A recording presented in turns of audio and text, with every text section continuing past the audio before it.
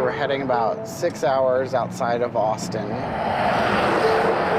which is West Texas, right along the border. It's among the most desolate stretches along the U.S.-Mexico border. Border checkpoint? Yeah, I think it is a border checkpoint. The last bit of civilization 25 miles from the Rio Grande. The only highway around teeming with border patrol at every turn. Hello? Gentlemen, immigration inspection. Everybody on board United States citizen? Terrell County, Texas is one of the least populated counties in America. So sparse, the county seat isn't even incorporated. Sanderson's city limit, population 654. For years, residents have been quietly conscious of their proximity to politics. A lot of sympathy for people who want to better their lives, but probably an anxiety of the violence coming through here. Also aware of the great poverty that is pushing people into all of our country. But now, under President Trump's new administration, they're bracing for change as some local law enforcement predicts a rise in illegal immigration here soon. We need to protect our borders, but I also, recognize that everybody's human. It comes as federal and state enforcement efforts increase elsewhere, potentially pushing passage to this rough part of the border. I think it's a tough place to safely cross into the United States here. It's a harsh environment. Do you get questions from tourists about immigration? Yes, I urge them to go to our cemetery. We have a section that is all unlabeled mounds of where immigrants have been found, and they've buried them. They couldn't find family, they couldn't find any ID on them. Still, most here never come that close to encountering anyone on their own. It's definitely a topic of discussion, mostly with the ranchers having migrants coming through their property. The sprawling ranches between the town and the river are often the first to see signs of those who survive. This is a real hot spot right here. It leads into a canyon to where they can kind of, conceal themselves. Crossings are currently down here and along the entire southern border. We had to pile up rocks because it's such a vulnerable place for a predator to get in, and what they do is they cut it, the coyote comes through and then lifts up one side of it, and they just come scampering under here. This isolated acreage is one place with evidence of a recent increase in activity. What kind of challenges does it present for you when the fence does get broken or torn up? I can lose my guard dogs, the goats can get out, and these animals can get in a lot easier. It takes an army to fix it like it was when it was brand new. And it's just, it's devastating to me, it's heartbreaking. I anticipated we would start seeing more activity out here because those urban environments where we see the majority of those apprehensions, I figured it would push them this way. But we had a group 2 days ago that was detected on some of their camera systems. It's been so windy, a lot of times it'll blow out any dirt footprints or any sign that's left behind by the people. We often rely on our landowners to be our eyes and ears in these locations. Their cooperation is also how Sheriff Thaddeus Cleveland accesses this private land, some of the most remote on the border. Once through, he and his 2 deputies rely on Border Patrol and their state partners to help them find and catch anyone here illegally. It's really all of us working together, Texas Department of Public Safety, Highway Patrol troopers, Parks and Wildlife game wardens, and then Texas military forces that have been down here deployed in the county. So Terrell County, we have 54 miles of border with Mexico. We'll go on south of here to go down to the river, see an area that's actually utilized by illegal aliens to make their entry in the United States. So where are we right now? So this particular area is an area that we have seen a recent uptick in people crossing the border illegally, specifically right here at what we call Bone Water. We're at the Rio Grande River where there's some water for people to drink, but once they get north of this area, if they don't know where they're going or they don't have a guide that's leading them the way, then they may not have water for days. It definitely brings me peace when I'm here. I've been here at 4 or 5 o'clock in the morning.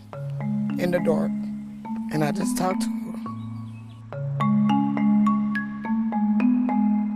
A memorial stands just blocks from the apartment where 14-year-old Treasure Carter lived with her family, a nearby reminder of the mystery that remains. Months after police closed her case, labeling it an accident, her loved ones still wonder what really happened on this Northeast Austin road at dusk that day last December, and is a killer still out there? Black, white.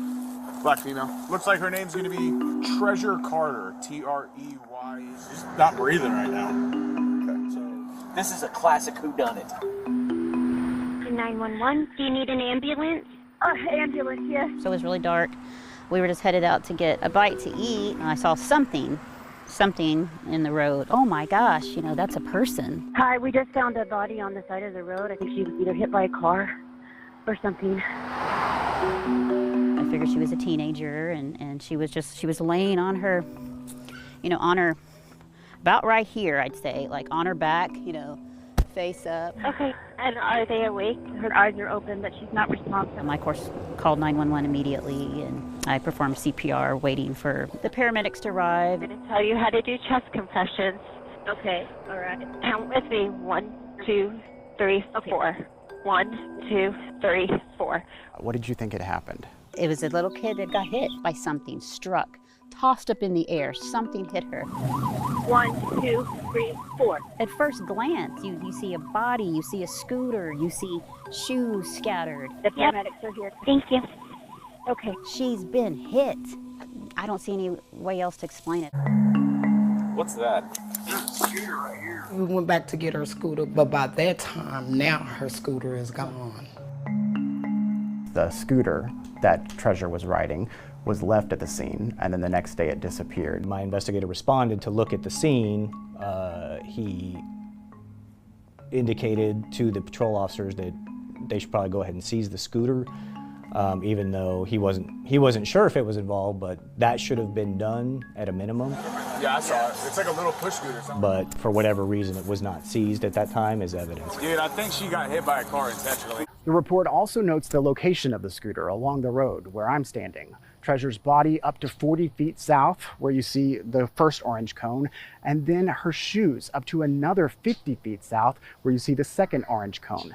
That means evidence was possibly scattered up to 90 feet across the scene. Her family and medical experts we found say that leaves further doubt this was just an accidental fall, especially when you see the list of injuries she suffered detailed in hospital and autopsy records we obtained. I do have the autopsy here. It lists the injuries as being a traumatic brain injury, a neck fracture, a broken leg. Do those injuries to you sound like an accidental death? So depending on, if someone's fallen from something. I think just by the trajectory, I think she was hit by, that's not a fall, I think she was hit by a car. Based on what I saw of the scene itself, yes, it is absolutely, and my own experiences with death investigations and blunt force trauma cases, it's absolutely feasible. We're not going to argue with the medical examiner as far as their findings on injuries. The medical examiner did not do a full autopsy, only an external examination. Without the full autopsy, you cannot tell the extension of the lacerations of the liver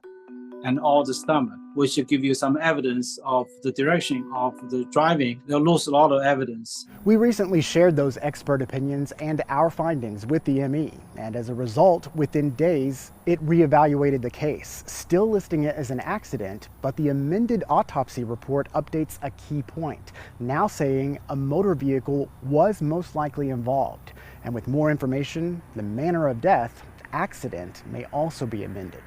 Police have told us they're now reviewing the Emmy's new report and will determine potential next steps with the case soon. What was it like growing up in Marble Falls in the 1960s? For me, you couldn't have asked for a better place to be. It was still rural for the most part.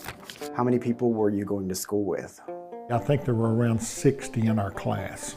You were in the same grade as Danon Lewis. We were in the 8th grade. This is a picture of Danon. This is a picture of me. We both named Lewis, so naturally we would come close together. She was just a pretty girl, blonde hair. Yeah, long blonde hair. She's kind of stayed in the background. She was just maybe on the shy side, if nothing else. Is the way I remember her. There were several of my classmates that lived within a few blocks of her. As I remember that area of town, back then it was extremely woodsy. Basically one route back over to this side of town because of Backbone Creek. It was just open to be explored. It was an innocent time. What do you mean by that? Well, being in the rural area, we just weren't exposed to things that you would living in the city. This hill country town, an hour northwest of Boston, where 13-year-old Lanice Danon Lewis and her classmates grew up, was a much different place than the Marble Falls of today. This incident happened in November. It just always was a story that haunted all of us. She had gone home and mixed up a cake and put it in the oven for them to have that night for dinner. And then she started mopping the kitchen. And then all of a sudden, then she disappeared. The cake still in the oven burned by the time I guess somebody got there. And that's kind of what tipped them off that she was missing. And then a few hours later, she was found in a small shed behind the house, hanging.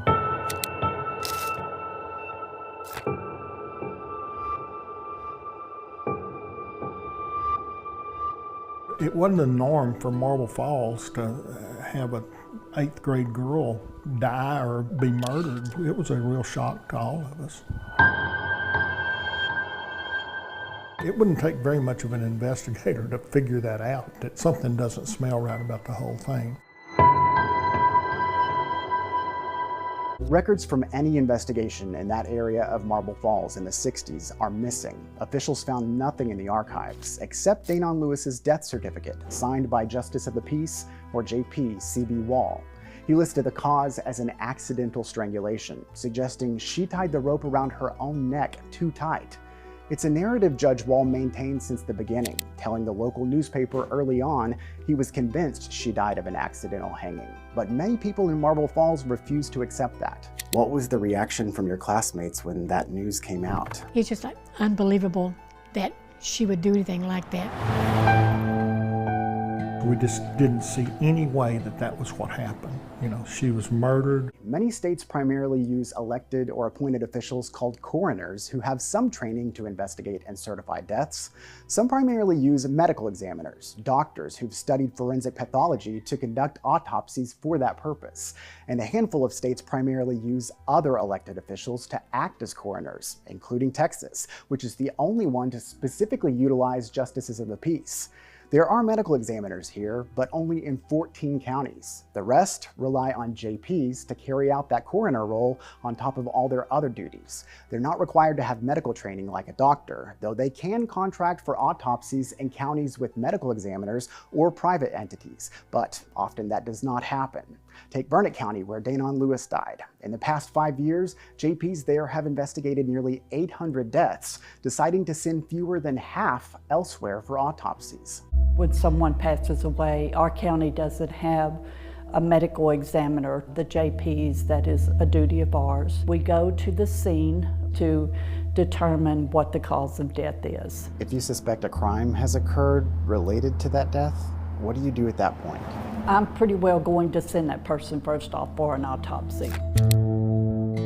The case from 1965 we've been researching, I do have a copy of the death certificate. Okay, that'll help me. I hereby certify that I held an inquest over the remains of Lanice Danon Lewis and found that death was due to strangulation, accidental. This was signed by C.B. Wall, the Justice of the Peace. He was the JP in your precinct back then? Yes, and apparently the child's age was 13, I think, at the time it shows. We learned that no autopsy was done in this case. Oh, okay. There are questions about whether her death was actually an accident. Sure. I know that I would have definitely wanted an autopsy, on that child.